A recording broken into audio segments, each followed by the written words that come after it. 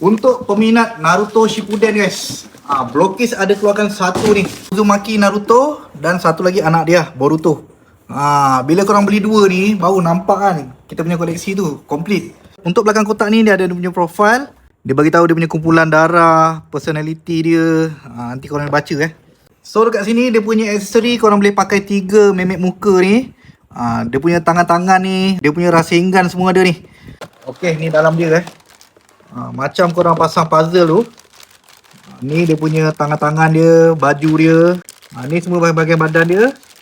Ni dia punya base. Dia bagi satu dia punya instruction manual dia. Korang just follow je slow Nampak tu? Ikut je daripada atas sampai siap ni. Okey, hampir lebih kurang setengah jam guys. Korang tengok kat sini. Kita dah ikut step semua. Kepala, badan, tangan kanan, tangan kiri. Dia punya spender, kaki kanan, kaki kiri. So kita tinggal sambungkan saja. Okey guys, nampak detailing dia memang cantik Dia tengah buat Rasengan tu kan.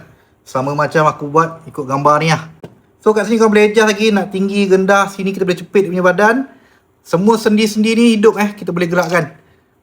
Korang nak buat aksi macam ni boleh, macam ni boleh, macam ni boleh. Ni dia punya tangan dia semua ni. Kita tinggal ubah je. So kalau kau minat dengan Uzumaki Naruto ni, tekan link kat bawah.